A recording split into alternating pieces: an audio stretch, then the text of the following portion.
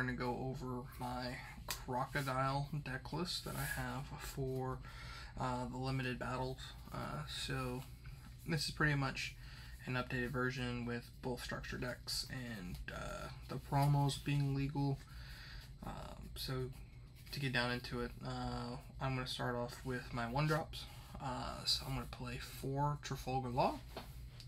So this allows me to have a blocker on the first turn pretty much. So this is just a good way to get some type of blockage in. He's also very recurable with other cards that we have in the deck.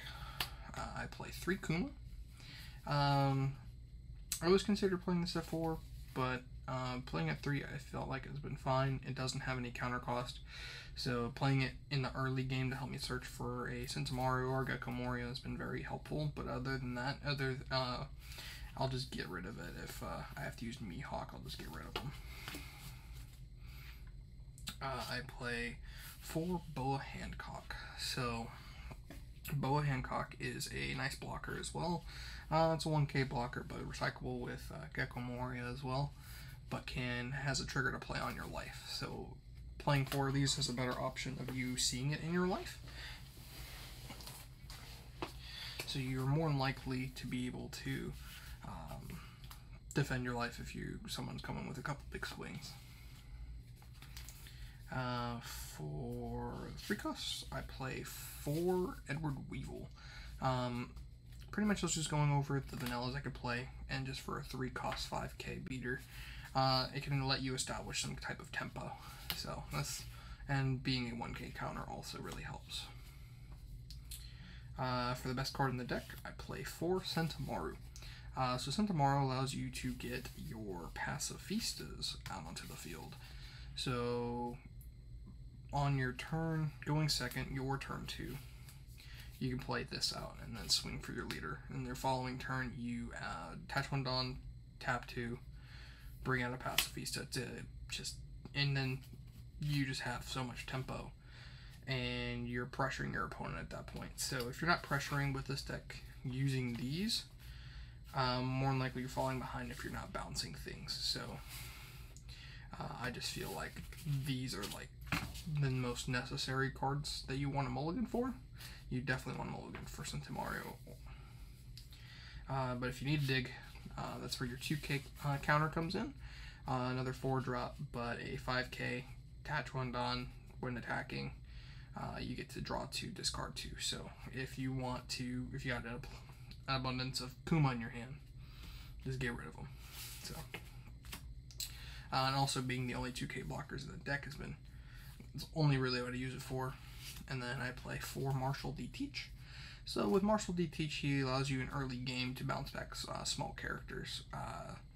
So 3 costs or less, more in the red matchup, you're going to be bouncing back some of the rush cards if you don't really want to. If you can't have a way to kill them, you can bounce them back, make them use their resources again. But pretty good and pretty much almost most matchups in the early game. And then I play 4 Gecko Moria. So for Gecko Moria, being able to on play add back any of these characters because they're 4 costs or less is just really nice. As long as they're a 7 Warlords of the Sea, which most of these are. So it helps out a lot. Gecko Moria can also be bounced back with your Crocodile to recur your resources even more. And then I play 2 of the 4-drop promo Crocodile. This has been my flex spot. It's between that and the thrust pad cannon. I don't really like the thrust pad cannon that much because it only really comes up when you're blocking with one of your characters using thrust pad cannon to bounce it back to your hand. But just giving this another 5k attacker has been pretty nice. And also you can make it a blocker to go along with your other Crocodile blocker. You're not really going to be using the Dawn ×1 ability on the block because most decks don't really have those 2k or less characters out when you really need to use that, unless you're playing against Luffy, and then you can just spin back Namis and stuff, so that helps. And for the best card in the top end, 3 Doflamingo. The only reason I'm playing 3, not 4, I don't want to see it all the time. But being able to see it when I want it, I can dig for it with Mihawk. It being able to bounce back, the other that and Sables is being able to bounce back the 7-drop kid playing against green. But almost every card in the game currently is in range of Doflamingo being able to be used. So unless you're playing against the 9-drop Kaido, you're not going to be able to bounce that back, but against every other matchup, he's just extremely important to be able to bounce back a key piece for them to reuse their Dawn resources the following turn if they want to use it. And he's a 7k attacker for your follow-up. And then for the event cards, we play 4 Love Love Mellow.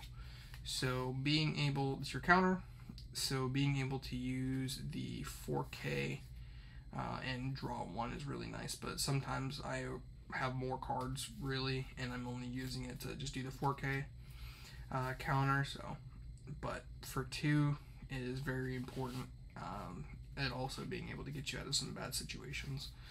I really like this card a lot. I think it's a staple of blue moving forward.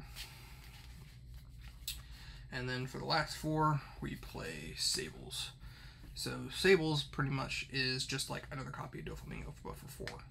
You don't get a character out of it, but you pay 4, play Sables, bounce a big character back to their hand or something that's problematic.